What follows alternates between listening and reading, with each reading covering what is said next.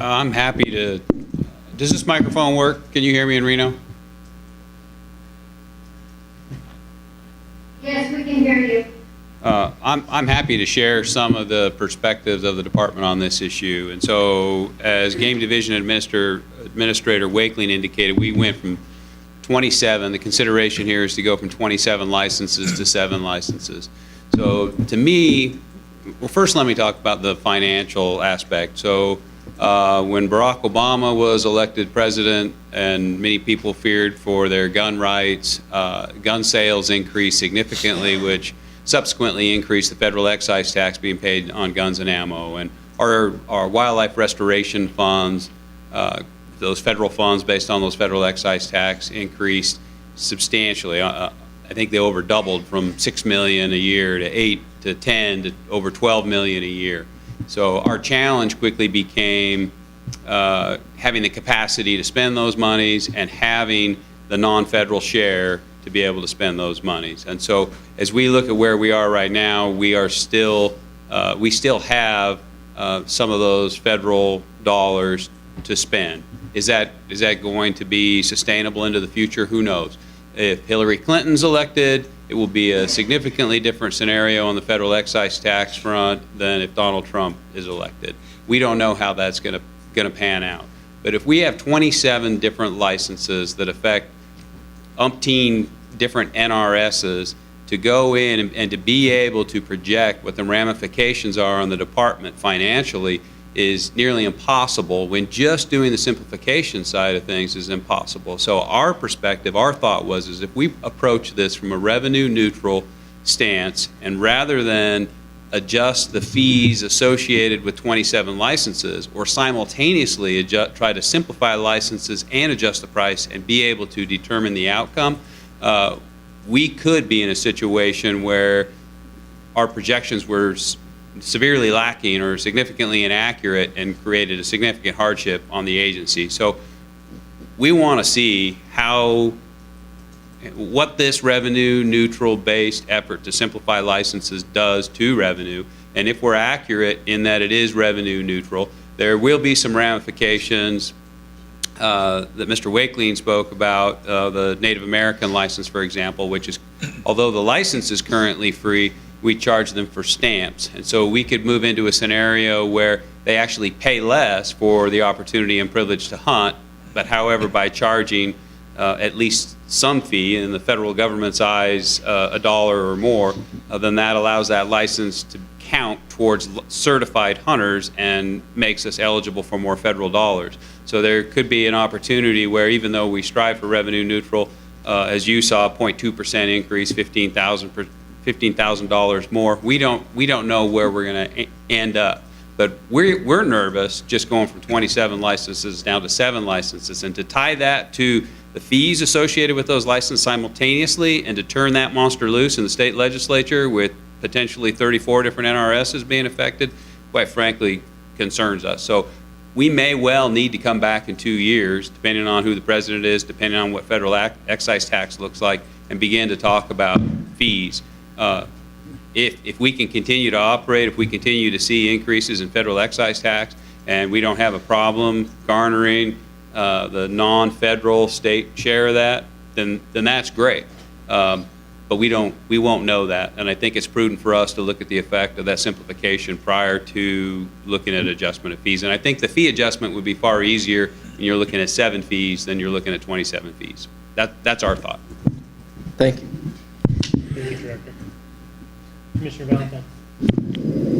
Mr. Wakeling, is there any deadline process in the bill draft process that requires that we hear this at this particular commission meeting, or can we hold this, allow the cabs to see the PowerPoint, and then rehear it in November? Mr. Chairman, members of the commission, my sense, and I would certainly allow any of the deputy directors or director to speak to this as well, but my sense is that the endorsement of the commission would be useful. I'm not certain how time sensitive that is. I mean, we're not asking the commission to go out and, this is all confidential. I think the further on we get into the confidential end of it, if the governor's office, for whatever reason, were to give us feedback that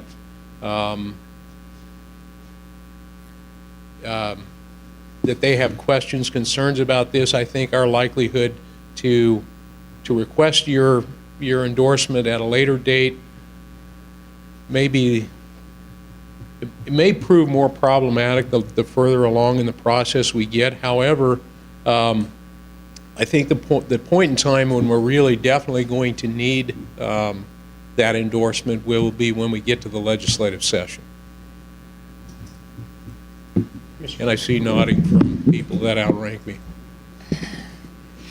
I'm just trying to keep up with Jeremy. I was trying to follow you a little bit in what your grievances were, but so when you're talking about the process, okay, that we're being asked for an endorsement for something to go forward, possibly shifting a dynamic and licensing, and the disclosure to the CAB members. I'm just trying to understand, because from what I can remember, we've seen 2 presentations at commission meetings that are public and open, and the CAB members attend. So I'm wondering what information is lacking.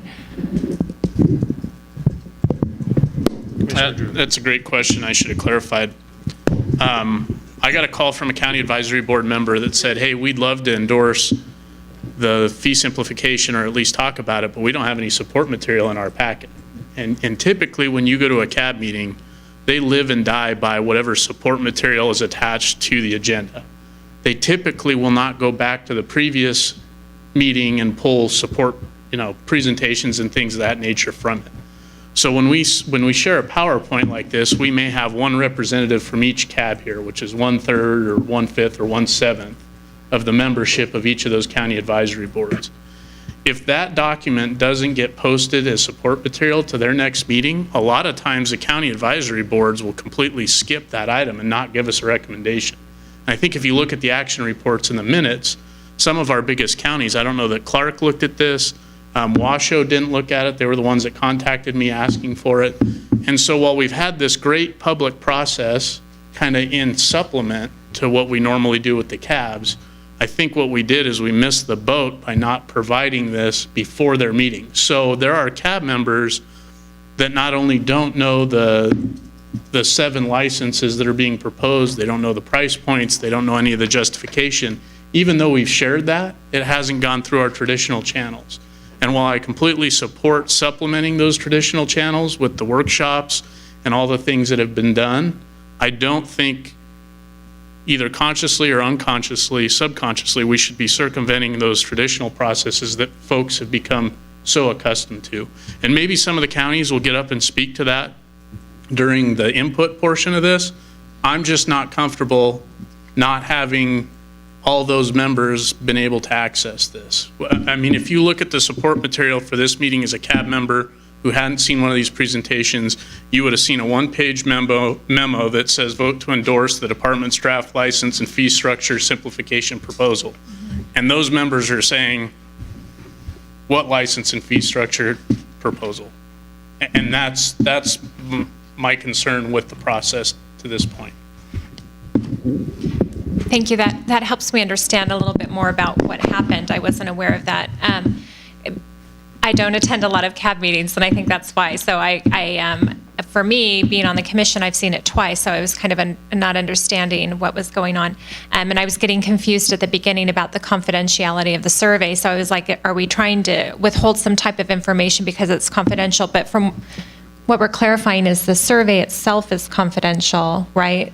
Or okay. The survey itself is completely, it's public, it's already been released. The thing that is confidential is the bill draft. Okay. And then once the bill is drafted, then we would go through, so this would be a legislative bill, it would be an NRS? Right. I understand, okay. And really at this point, I guess my point is what I would like to post is simply the PowerPoint that we were just shown prior to the next meeting.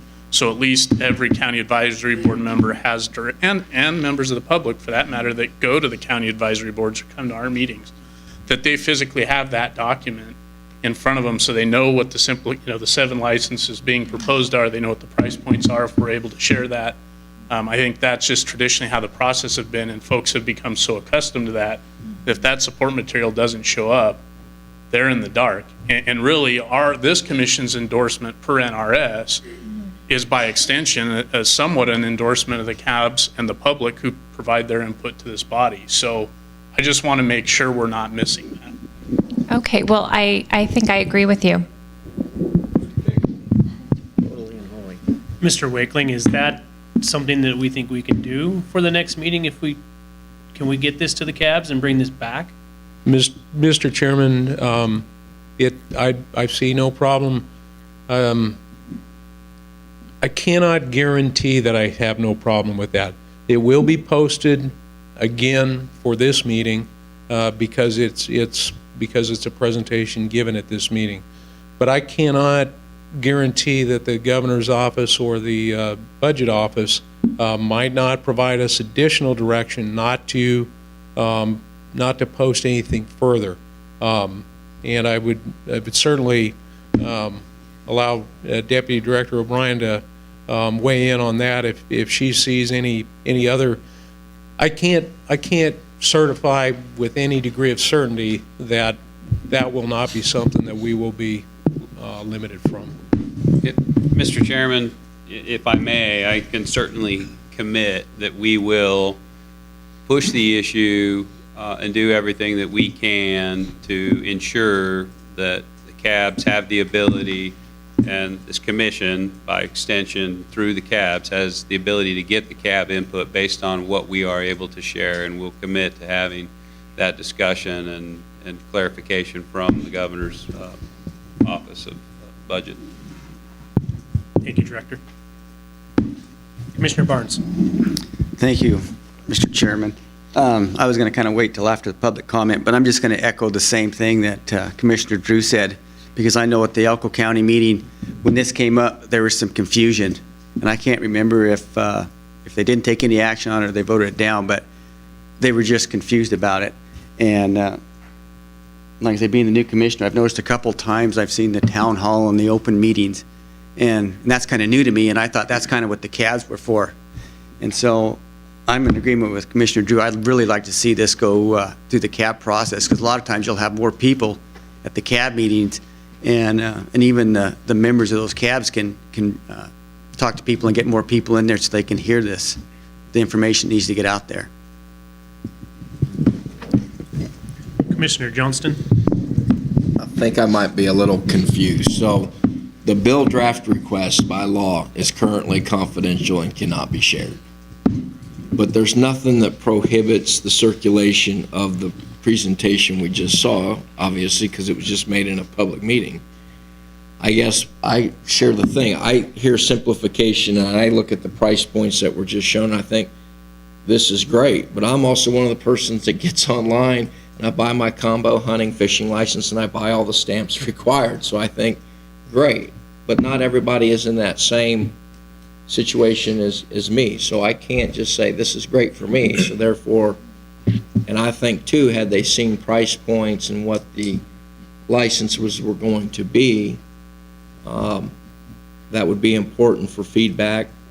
I think second, we need to make clear, and I think I raised this issue back at the Elko meeting, and I think it's important, especially the waterfowlers and the upland hunters, that while we're doing away with the special stamp, we're still going to have what I call the buckets of money for the waterfowl projects and the upland game projects, just as we've had in the past, and we talked about that at the Elko meeting. I think that needs to be communicated to the public, because I think that's important for especially waterfowlers and the upland bird hunters, is that they're going to continue to see projects that, even though they're not paying for a stamp, I know lots of individuals who they hunt waterfowl, they like to hunt chucker, they don't necessarily hunt big game, and those projects, and that's important to them, and I think that's why they don't have a problem buying the stamps. And I think they want to make sure that they understand that these projects are going to continue forward, which I'm happy to hear they are. And I always had that understanding from the discussion we had in Elko. So I think I couldn't do more than, yeah, I'm in favor of the simplification process. But am I in favor of it as presented? I don't know, because I'd like to have more public feedback on that, especially the stakeholders who are going to be buying the simplified licenses and paying the revised fees. Commissioner McNinch? Thank you, Mr. Chairman. Just one more comment on it, Commissioner Hubbs, a little bit. The other reason why it's of concern to me is, the last legislative session, and I can assure you there'll be an attempt at it this year to marginalize that cab process through the legislature. And to me, the cab process, it's unique, and I think it's well structured, and with any of its perceived inherent flaws, whatever those might be from whatever perspective you're looking at, I like the concept of the cab process. And if we don't honor that here as a commission and show our support for that process, I think that we help erode it, and I think that it's we just give it a shorter lifespan from a legislative standpoint, and I don't want to do that. So that's another reason why it's important for me to see that stuff go through it with its inherent flaws. Further commission comments before I take it to public comment? Hearing none, I'll take it to public comment in Elko.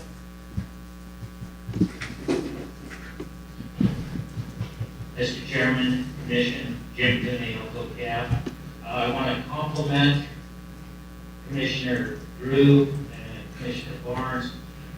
During the Elko Cab meeting, we went through more of the discussion directly affected the lack of information in front of us rather than what the simplification was. We took no recommendation on this particular thing, but I want to publicly thank the Commission for addressing this lack of supporting information. Thank you. Thank you. Further public comment in Elko? No further comment, Mr. Chairman. Public comment in Reno?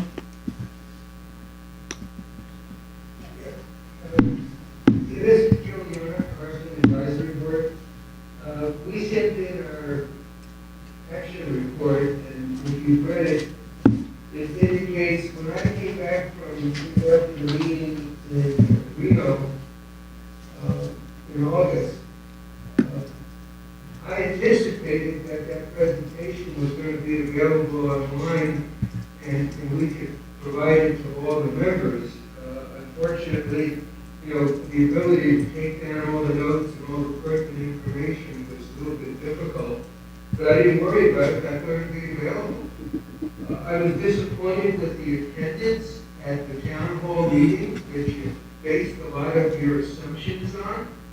I tried to explain to the best of my ability to our cab what the simplification was going to be versus the cafeteria plan we used to have for people, because as we said in our comments, people look at this as a way of supporting their favorite activities.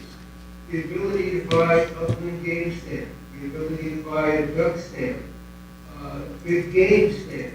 I mean, these are people who may not, be both an angler and a hunter. We all have our issues that we like to support, and this kind of avoids that, and they're not sure that their favorite activity is going to get the same funding that it used to get because they were directly supporting it. I'm glad to hear the comments from all the commissioners at the meetings asking for this to be provided to all the cabs so that everybody can see the presentation, better understand how it's going to go forward. We understand the confidentiality, and we're not looking to see what the proposal that the department is going to actually make to the legislature. But I think that the cabs have to know how the individual is going to be affected, what are the choices going to be versus what they used to. And that's what's important. And inherently, I think it's going to be a good thing, but if we don't have the details, it's very difficult to convince people that it's a good thing for them. So we all look forward to being able to distribute the PowerPoint and have this discussion again at our next CAB meeting. Thank you. Thank you, Gil. Further public comment in Reno? I'd like to start off by saying NRS 501.297, quote, "The board shall solicit and evaluate local opinion and advise the Wildlife Commission on matters relating to the management and wildlife within their respective counties." On this particular one, it's very suspicious that we're handling everything very confidential. We can't talk about it, but we want you, commissioners, and everybody to support our issue on this. So when we go to the legislature, it will get passed. And we have to sell that whole idea to the sportsmen in our counties that we're relying on everybody to do what's right. When historically, a long time ago, the department did things that were apprehensive to the other people.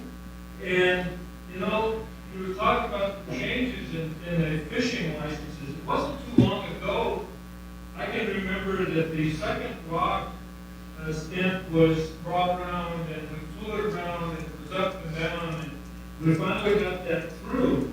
Now it looks like that either you cannot use the second rod anymore, I didn't see it where that was clarified, or it's not going to cost you anything now to use the second rod. You can continue. So there's a lot of things, this question is going to come up. And you know, the unknown part, what's it in the confidential part, it's a cloak and dagger that it's going to be hard to sell, I would think. So, you know, there again, we did receive any of this. I was at the Elko meeting when the presentation was up there. And as Gil said, I expected it to be coming forward so we could discuss it. And here I see it again as moving forward. So as far as the town hall meetings, we're in the larger cities, and that's good, but there's a lot of these fishable waters or creeks and things are in the rural areas instead of the urban areas. So we have to support it from our side. Thank you. Thank you, Glenn. Further public comment in Reno? Rex Flowers speaking on behalf of myself. I appreciate the program and what the department's trying to do. I do have a difference of opinion as far as fees go.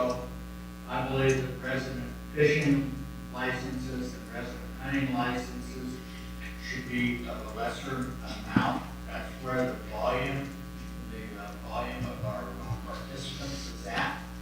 I would like to see those lowered, whatever they can be lowered, and non-resident combo licenses, the resident, non-resident youth package, and the elite packages be increased to offset that and still remain neutral. Whether it only be $1 or $2 or $5, I think it's a necessary evil. I am in that elite package situation, and I'll tell you, this is like highway robbery to the department, because of what I paid this year and what's being proposed. I can't support that. I paid $41 this year, and this proposal's $15. I said, that's just terrible. Also, I have a concern that was brought up today and about the duck stamps. I know the program, as far as the projects go, will remain intact. I know the monies will still be there, but we have duck stamp collectors out there that we are going to eliminate. Any further duck stamp collection, that's what it sounded like to me. And I know that program is over 30 years old, so I have a concern with that. I don't collect the Nevada duck stamp, I collect a Canadian Conservation Series, 31 years. I mean, if they told me tomorrow, okay, no more duck stamps, I would really wonder what has happened to the value of my program after I participated for so many years. That is also Thank you, Rex. Any further public comment in Reno? Karen Boger, speaking as an individual, I just want to commend Commissioner Drew for his very impassioned defense of and concern for erosion of our, potential erosion of our cab system. It's such a great democratic process, an opportunity for sportsmen and general public to come together and discuss these issues. And I think anything that undermines the effectiveness of that system can be very dangerous. As feel-good as town hall meetings may be. Also, the key issue of cabs having adequate access to support materials in a timely fashion is certainly a concern that's nothing new. This has happened many times over the years, and I just think that it is mandatory that the cabs have all materials at least a week ahead of their meetings. And if that can happen, then the agenda item that concerns those materials, should not be on the commission meeting, in my opinion. Thank you. Thank you, Karen. Further comment in Reno?